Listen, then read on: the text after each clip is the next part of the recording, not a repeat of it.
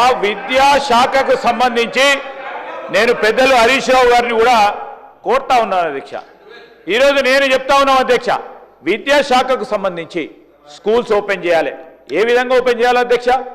పాఠశాలలో ఆనాడు ప్రభుత్వం అనుసరించిన వ్యూహమో పథకమో మొత్తం స్కూళ్ళన్నీ బంద్ చేయాలనే ఆలోచనతోనే ఒక్క టీచర్ను డిఎస్సి ద్వారా నియామకం చేయకుండా ఉంటే స్కూల్స్ అన్ని కూడా బంద్ కావడం జరిగింది అధ్యక్ష.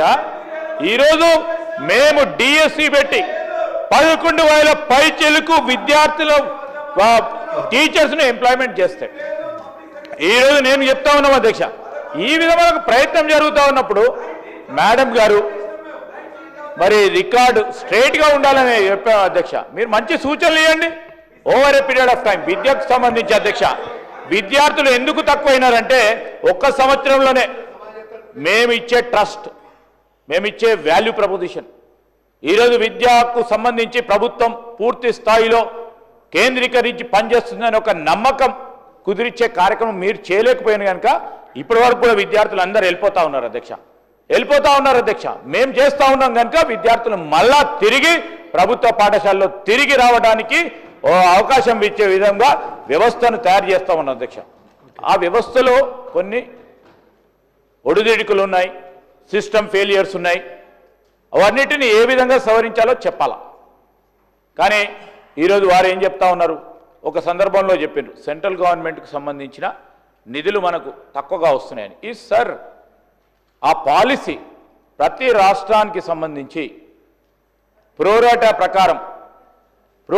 ప్రకారం కేంద్ర ప్రభుత్వం తీసుకున్న నిర్ణయానికి అనుగుణంగానే నిధులు వస్తూ ఉన్నాయి. గత సంవత్సరం మనం ఏదో మనం చేయలేదు, కట్టలేదు, నిధులు ఇవ్వలేదని కాదు, అది సత్యదూరమైన నేను చెప్తా ఉన్నాం అధ్యక్ష. దయచేసి నేనేం కాదంటే వారు విద్యాశాఖ మంత్రిగా చేశారు అధ్యక్ష. వారు అనుకున్నది నాకు కూడా బాధ ఏంటంటే సార్, మేడం కూడా తెలుసు, మేడం చాలా చేద్దామని ఉండే కావచ్చు వారికి కూడా కడియం శ్రీగారు ఇలాగా, కానీ చేయలేకపోయారు. ఎందుకంటే ఆ వ్యవస్థ ఒకటే వైపు నడిచింది అప్పుడు, అందుకోసం చేయలేకపోయినారు. మీరు ఇంకా మేము చేయాలని అనుకుంటున్నాం. మంచి సూచనలు ఇవ్వండి మేడం, తప్పకుండా చేసే కార్యక్రమం చేస్తాం.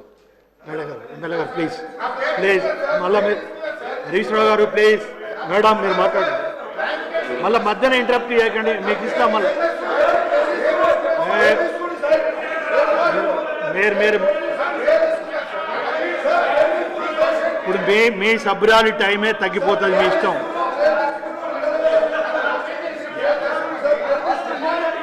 పోయిన గవర్నమెంట్లో బాధ్యతలు ఉన్న వాళ్ళ గురించి తీస్తారు. కూర్చోండి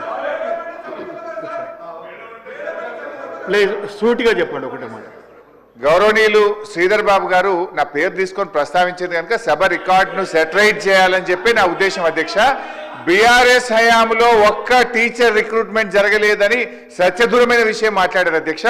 I'm challenging LA minister Sridhar Babu గారు, మా హయాంలో 26,000 ఉపాధ్యాయ ఉద్యోగాల నియామకం జరిగింది. 8,000 పబ్లిక్ సర్వీస్ కమిషన్ ద్వారా చేశాం. మరో 18,000 మేము గురుకులాల్లో నియామకాలు చేశాము. 26,000 ఉపాధ్యాయుల నియామకం జరిగితే ఒక్కటి జరగలేదని చెప్పి శ్రీధర్ బాబు గారు మాట్లాడడం చాలా పొరపాటు సార్. రెండో పాయింట్ సార్, ఎన్ని స్కూళ్ళు మీరు మూతపడ్డాయని మా సబితకు అడిగితే 79 తెరిపించారని బాగానే చెప్పారు. కానీ మూతపడ్డ 1913 స్కూళ్ళ సంగతి ఎందుకు మాట్లాడారు అని నేను అడుగుతా ఉన్నాను అధ్యక్ష. ఇలా బీఆర్ఎస్ హయాంలో మేము గురుకులాల్లో అధ్యక్ష. ఇప్పుడు మీరు సూటిగా ప్రశ్న అడిగారు, మళ్ళీ అక్కడ విద్య మీద మా కమలాకర్ ప్లీజ్. హరీష్ రావు గారికి మీకు సపోర్ట్ ఏం అవసరం లేదు, ఒక నిమిషం ప్లీజ్. మేడం మీరు మాట్లాడండి. అధ్యక్ష, నేను మాట్లాడడంలో పొరపాటు ఏం మాట్లాడలేదు అధ్యక్ష. గౌరవ మంత్రి గారు చెప్పిన దాంట్లో కొన్ని స్కూల్ ఓపెన్ చేసినామన్నారు అధ్యక్ష. కానీ 6,000 స్కూల్ క్లోజ్ అయినాయి అన్నారు అధ్యక్ష అప్పుడు. బట్ ఈ సంవత్సరం